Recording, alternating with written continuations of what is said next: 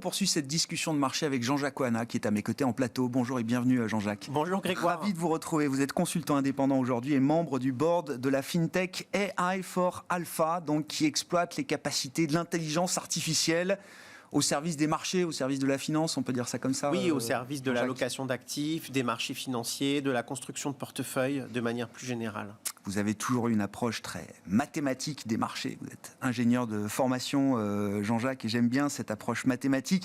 Justement, quand on a cette lecture-là, avec l'outil d'intelligence artificielle dont vous disposez aujourd'hui, même question qu'à Frédéric, qu'est-ce que vous retenez de la séquence Omicron? Alors, quand on a le nez sur les marchés un peu au quotidien, ça a été quand même une séquence très violente. C'est-à-dire que la volatilité, on l'a vu partout, sur toutes les classes d'actifs, et puis violent à la baisse, mais violent à la hausse également depuis le début de la semaine.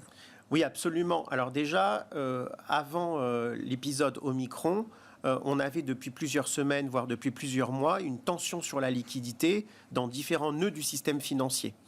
On voyait par exemple les spreads sur les pays émergents s'écarter. On a vu des devises émergentes baisser bien avant l'épisode Omicron.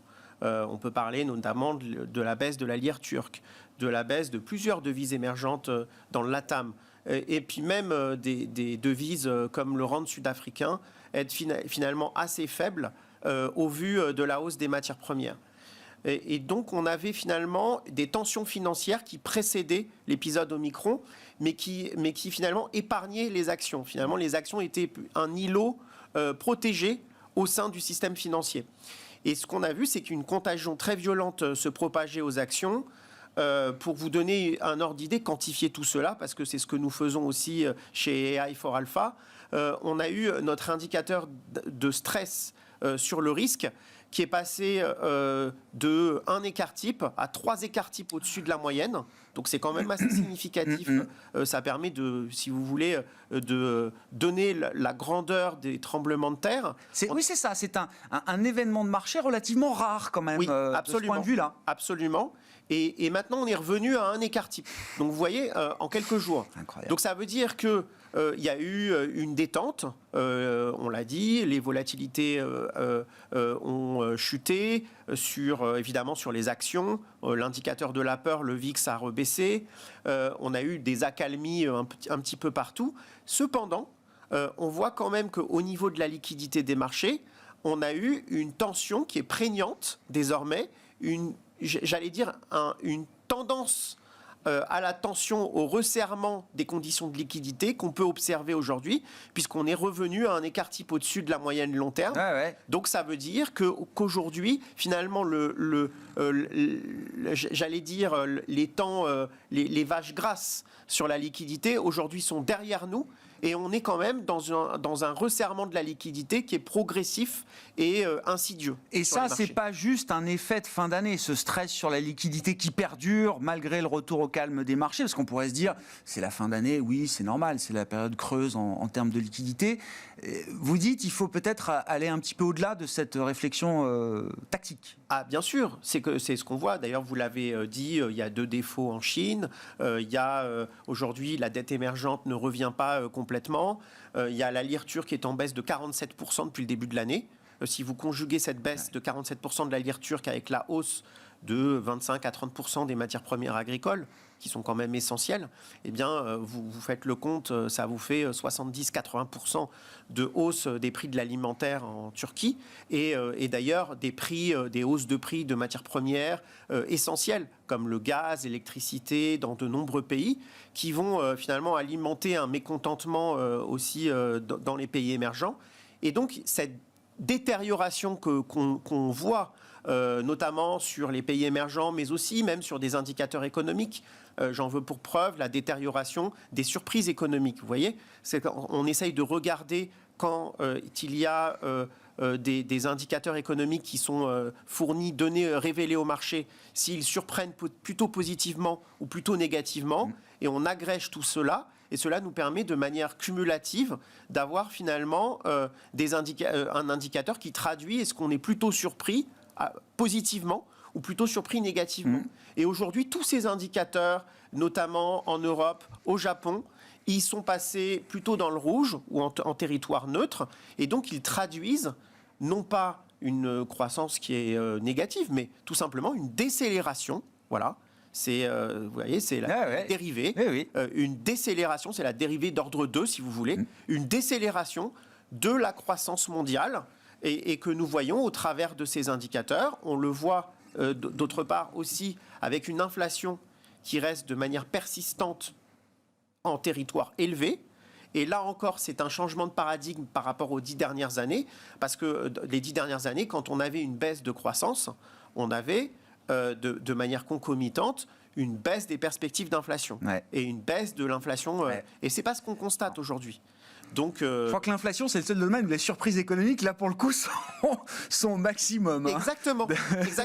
Et d'ailleurs, il y a encore un indice qui vient de sortir aujourd'hui, c'est le JOLT. Vous savez, c'est les ouvertures de postes aux États-Unis. Exactement, et qui sont très élevées, ce qui montre bien aujourd'hui que finalement la pression aujourd'hui, elle est sur l'offre d'emploi et pas sur la demande. En réalité, on ne trouve pas suffisamment de salariés pour les entreprises. On a vu également que les entreprises ont réservé pour 2022 une augmentation de 3,8% des hausses de salaire, ce qui est le plus haut niveau depuis 2008. Alors c'est plus faible que l'inflation.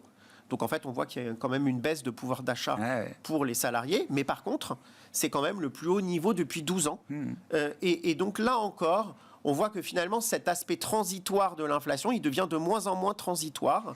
Et qu'en fait, on a de plus en plus de doutes sur la pérennité de ces perspectives inflationnistes. Justement, si je me place du point de vue d'une banque centrale comme la Fed, qui regarde la liquidité dans les marchés, si justement on a une liquidité moins présente, des tensions sur la liquidité, un dollar qui monte, est-ce que le job n'a pas déjà été fait de ce point de vue-là? Est-ce que Jérôme Powell, ne serait-ce qu'en abandonnant le qualificatif transitoire qu'il associe à l'inflation, est-ce qu'il n'a pas déjà tué l'inflation là?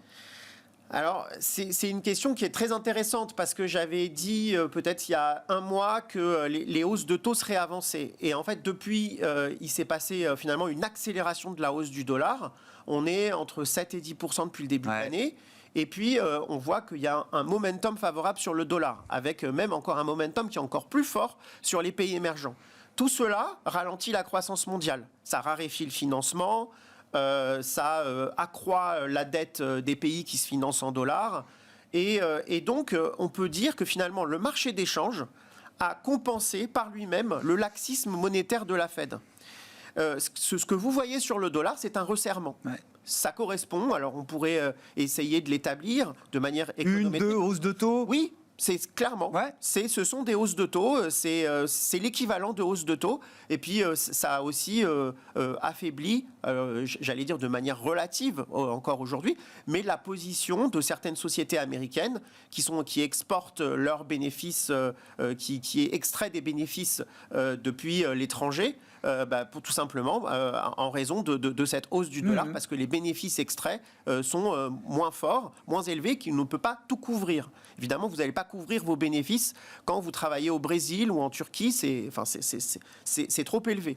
Et donc aujourd'hui, finalement, on a eu un resserrement monétaire par le marché des devises. Donc on imagine bien que la Réserve fédérale aujourd'hui est en retard. C'est dans son processus de normalisation monétaire. C'est dit même par les plus grands économistes keynésiens. Si vous voyez Larry Summers, aujourd'hui, il a dit qu'on en avait trop fait sur l'aspect monétaire et l'aspect fiscal.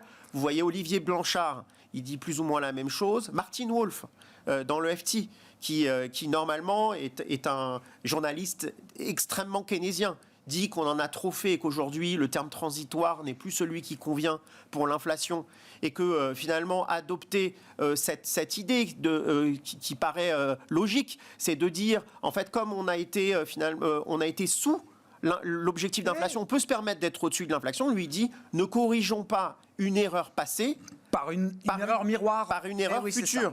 Symétrique. Et donc aujourd'hui, à mon sens, la Fed ne peut plus reculer devant la normalisation de sa balance, enfin, si vous voulez, de son bilan.